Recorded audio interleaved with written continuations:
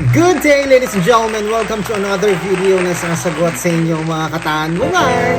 At ngayon magbabasa po tayo ng mga text message. Text message? Magbabasa po tayo ng mga comment ninyo sa ating YouTube channel. Naku, manood po kayo dahil baka isa sa mga tanong ninyo tungkol sa GCash, G-Loan, G-Credit, or G-Gifts ay mahagip po mabasa natin dito. Mula kay user, sabi niya dito, hello po sir, pa-help po. Di ko po mabuksan ang G-Loan ko. Pwede kayang maglagay din ako ng GCash wallet para po automatic na lang siyang mag-deduct? Salamat. Alam niyo mga kaibigan, yan ang kagandahan ng pagkakaroon ng GCash, no? Na kapag ka hindi ka pwedeng makabayad o hindi ka makabayad on time, lagyan mo lang ng laman ng iyong GCash wallet na enough to cover yung iyong amount due, ay mag-auto-deduct na po. Yan po ang special feature na meron po ang borrow ng GCash. Ito po yung G-Credit, G-Gifts, at saka G-Loan. Ang tawag po nila dito ay auto-deduct feature. Pag di ka nakabayad, kakainin niya yung laman ng iyong GCash. For some, maganda po ito para sa iba kasi hindi na nila mamimiss ang kanilang mga due dates at ang kanilang mga amount due. Pero para naman sa iba, ayaw nila yung ganito kasi syempre may iba pang mas importante silang paglalaanan ng kanilang pera. Pangalawang tanong, in my case, hindi na mabuksan ng GCash tapos ngayon once register sa isang phone, hindi na pwedeng i-log in yung account sa ibang phone. Sa tingin ko, ito po yung feature din na pinopromote ngayon ni GCash to avoid yung mga scams, mga fraudulent activity kung saan involved po at nagagamit ang GCash. Hello po! Sana manotice paano po malalaman kung magkano yung remaining ng G-Loan credits po. Di ko na po kasi ma-access yung GCash ko kasi nawala yung SIM ko. Sana po masagot please. Sabi po yan sa atin ni Chandria Jean Cabale. Maraming salamat po sa iyong pagtatanong, no?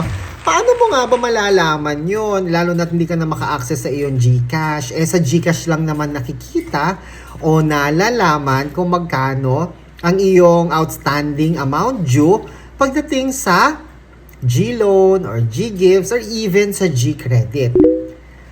Meron po tayong solusyon dyan. Kung meron kang kasama sa bahay na meron Globe SIM card, cellphone na Globe or kaya ay touch mobile, hiramin mo yung phone nila. Mag-dial ka ng 2882. I-dial mo yung 2882, tapos kausapin mo yung yung customer service support ng GCash. At doon, pwede ka nang magtanong sa kanila ng all about your G-Loan. Basta be prepared to answer some personal details like your birth date, like your GCash number before. Yon, makakausap mo na yung mga makakausap mo yung GCash service representative and malalaman mo na yung sagot sa iyong outstanding amount due sa iyong G-Loan. Mahirap nga naman yun, no? Paano mo babayaran? Hanggang kailan, di ba? Magkano na ba yung natitira? Siyempre, dapat malaman natin yan. Okay? Kung may katanungan po kayo, please comment down below. At tuloy-tuloy pa rin po ang ating G-Gifts to GCash conversion! Mag-hi ka. Oh, why are you sad? See? Bakit si Chichi? Hindi na uwi. Andito na si Chichi kanina, nakita ko siya. Natatakot siya ng baka malakan yung Chichi. Ay, gusto mo kasama si Chichi sa house? Gusto mo sabay kayo uwi?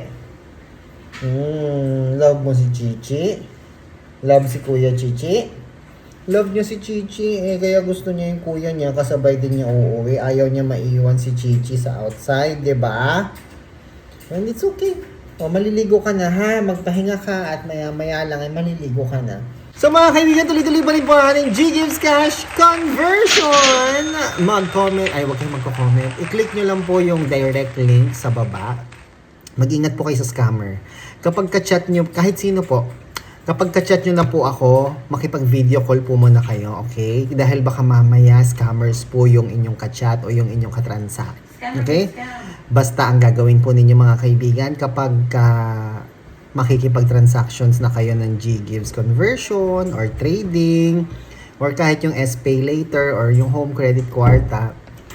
Ang gawin nyo po mga kaibigan ay makipag-video call kayo para siguradong sigurado na legit po yung kausap ninyo. Huwag po kayo mag-aapura pag ayaw makipag-video call, huwag po kayo makipag-video call, okay? For your safety na din po yan dahil marami po ang gumagaya sa akin na they have their own account. Magme-message sila. Pag nakita mo yung Facebook nila, iisipin mo talagang legit sila. Hindi po sila legit. Ang legit ay yung willing makipag-video call sa inyo. Tiyak yun, hindi itatakbo yung pera ninyo. At hindi kayo nanakawan, hindi po kayo lolokohin. Okay? Ako po si Chico. Enjoy the rest of the day and God bless. Bye! Bye! Bye. Namiss ka ni Bios?